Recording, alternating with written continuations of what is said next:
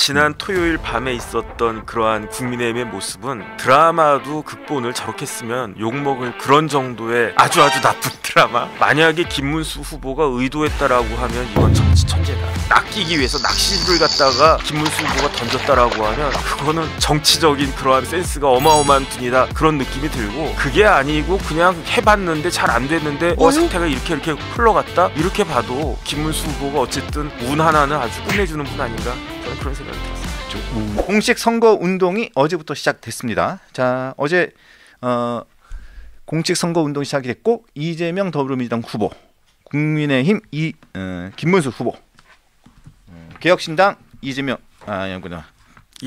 후보, 네네. 자, 그리고 또 다른 여러 후보들이 다 선거운동을 시작을 했습니다.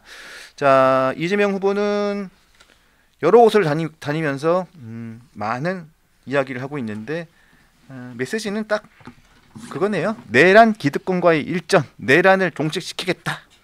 계속 네네. 쭉쭉쭉 얘기하면서 AI 얘기도 많이 하고 있습니다. 인공지능, K컬처 육성하고 AI 세계 3강으로 가자. 자, 얘기를 많이 잘 하고 있네요. 네네. 자, 그리고 이재명 후보 관련된 얘기는 조금 이따가 조금 나누기로 하죠. 요즘에 뭐 러시아 권총이 무슨 뭐 국내에 들어왔다. 네네. 이러면서 이 제보를 받았다고 해가지고 네. 지금 굉장히 그 보안에 철저히 하고 있다고 합니다. 자, 조금 이따가 그 내용을 좀 들어보고요. 자, 일단은 김문수 후보 어제 계엄과 관련돼서 첫 공식 사과를 했습니다. 네네. 김용태 비대위원장 내정자 목요일 전국위원회에서 공식 임명이 되죠. 공식 임명이 되는데 지금은 내정자 신분입니다만 어제 김용태 비대위원장 내정자도 계엄과 탄핵에 대해서 공식 사과를 했고, 또 김문수 후보도 계엄과 관련해서 첫 공식 사과를 했습니다. 자, 그 부분 어떻게 평가하십니까? 저는 뭐 지극히 당연하다고 생각을 하고요. 계엄에 대해서 찬성한 사람이 누가 있겠습니까? 없죠. 옛날에 영화 제목에 결혼은 미친 짓이다, 이런 영화가 있었어요. 저 재밌게 되게 봤는데, 그런데 제가 봤을 때 계엄은 미친 짓이다라고 저는 생각을 해요.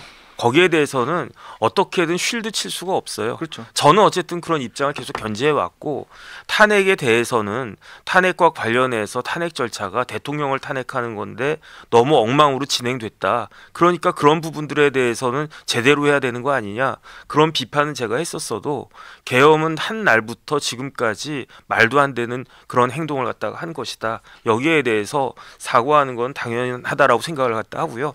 이런 생각은 뭐 한동훈 후보뿐만 아니라 국민의힘의 모든 사람들이 일치한 생각이 아닌가, 그런 생각이 들고, 거기에 대해서 김문수 후보가 지금 그렇게 그 표명한 것도 이제 정식 대통령 후보로 등록하는 거 아니겠습니까? 어제 선거운동 첫날이었는데 어제 그런 이야기를 한 거는 저는 그 적절했다, 그런 생각 듭니다. 맞습니다. 그리고 또 그 탄핵 국면에서 지금 여러 가지 의견들이 많았었지만, 네네. 그 탄핵 국면에서의 그 헌법재판소에서의 탄핵 심판과 여러 가지 공수처의 여러 가지 문제점들에 대해서 지적을 하는 부분들이 많았었지만, 지금 사퇴한 뭐 권영세 비대위원장이라던가 권성동 원내대표라든가 지도부들은 윤석열 전 대통령과 거리를 좀 뒀었잖아요. 네네. 그러면서 윤 전 대통령으로부터 개인 자격으로 왔느냐, 막 이런 굉장히 좀 불편한, 기분 나쁘다는 이야기도 듣고 굉장히 그런 부분이 있었고, 그런 상황도 있었죠. 네네.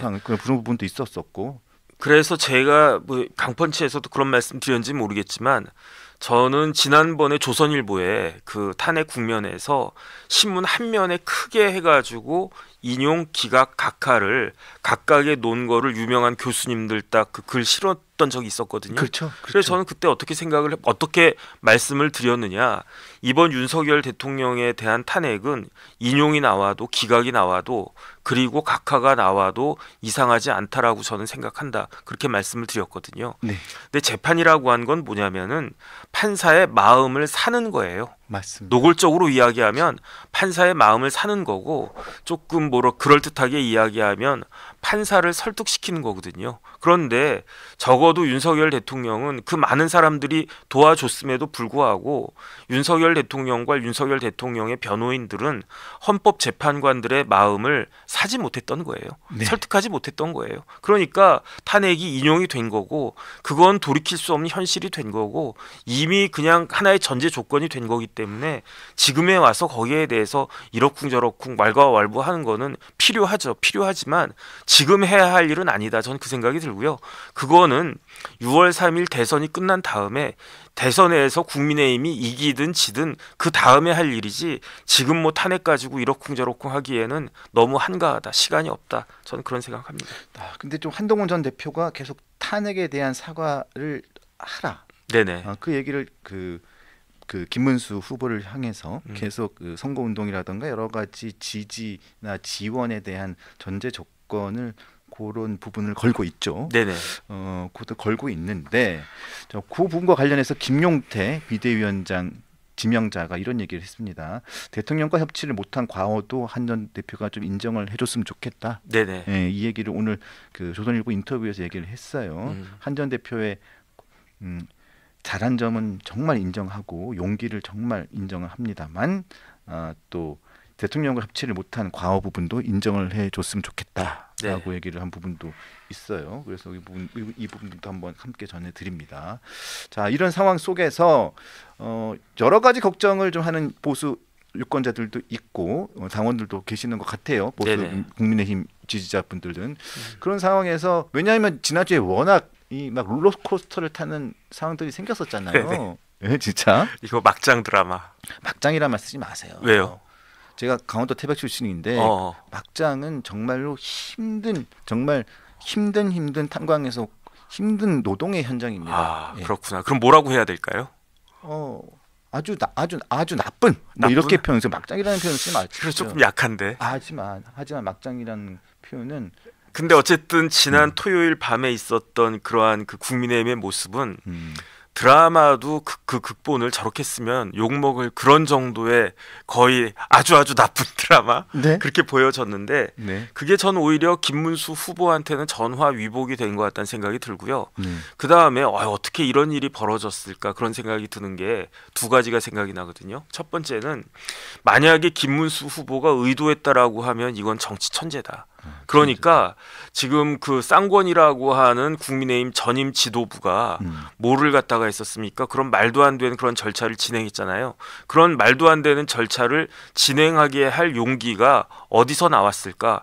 권영세, 권성동 그렇게 법률가 출신의 다선 의원, 그 국민의힘 거의 최다선 의원들 아니겠습니까? 그렇죠. 정치를 제일 많이 한 사람들이 저런 식으로 그 절차를 진행하면 역풍이 불 거라고 하는 거를 몰랐을 리는 없을 것 같은데 그럼에도 불구하고 그걸 강행하게 된 계기가 전 어떤 생각이 드냐면요. 그 김문수 후보 측에서 가처분을 신청을 했었어요. 했죠. 그런데 그 가처분이 기각됐었어요. 기각했죠. 그런데 그 기각된 내용을 갖다 제가 찾아봤거든요. 그래서 법원에서 뭐라고 이야기했느냐.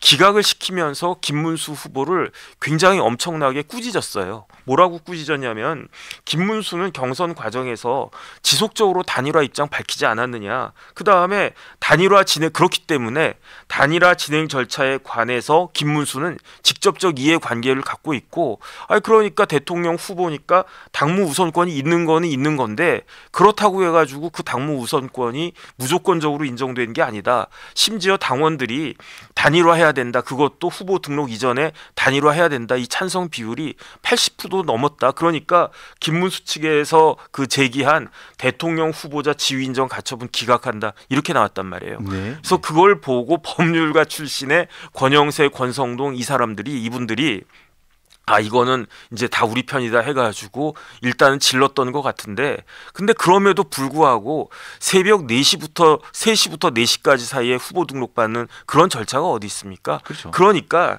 쉽게 말하면요. 국민의힘의 전 제1의 당원이라고 했던 대통령부터 국민의힘의 비상대책위원장 원내대표 이런 분들보다도 사실은 국민의힘을 지킨 사람은 누구냐? 그 사람들은 그야말로 그 뭐 한 달에 돈 얼마씩 내는지 모르겠지만 그 한 달에 돈 1,000원인지 얼마씩 내면서 그 꿋꿋하게 자기 자리를 지켜주고 있는 그 당원들이 국민의힘을 지키는 거지, 지도부는 오히려 국민의힘을 망하게 끌고 가고 있는데, 망하게 하고 있는데, 그런데 그 일반 평당원들이, 책임 당원들이 가까스로 지켜내고 있는 것이 아닌가, 그런 생각이 들면서 저는 결론적으로 어떤 생각이 드냐면요, 김문수 후보가 시건한 건 사실이거든요. 거기에 대해서 저는 비난받아 마땅하다라고 생각을 하는데, 김문수 후보의 시건보다도 훨씬 더 제가 봤을 때 100배 이상의 과오를 권영세, 권성동 이런 사람들이 저질러 버렸기 때문에 오히려 김문수 후보의 모습이 저런 사람들하고 버텨가지고 이겨냈다, 꿋꿋하게 이겨냈다, 이런 이미지가 그 김문수 후보한테 씌워지고, 그래가지고 그러한 효과가 나타날 수도 있지 않을까, 저는 그런 생각이 들고요. 그렇기 때문에 그런 걸 오히려 그 낚이기 위해서 낚시를 갖다가 그 김문수 후보가 던졌다라고 하면 그거는 어마어마한 그 정치적인 그러한 그 센스가 어마어마한 분이다, 그런 느낌이 들고, 그게 아니고 그냥 해봤는데 잘 안 됐는데 사태가 이렇게 흘러갔다, 이렇게 봐도, 그렇다고 해도 김문수 후보가 어쨌든 운은 지금 2025년에 있어서 운 하나는 아주 끝내주는 분 아닌가, 저는 그런 생각이 들었습니다. 그렇죠. 여러 가지 양쪽으로 봐서도 굉장히 김문수 후보가 운이든 뭐든 굉장히 지금 일단은 굉장히 좀 운빨이 좋으신 것 같습니다. 어쨌든 재미는 있어졌고, 그 다음에 김문수 후보에 대한 그 인지도가 이런 그 에피소드로 인해 가지고, 이런 이벤트로 인해 가지고 확 올라간 거는 사실이 아닐까, 저는 그런 생각이 들고요.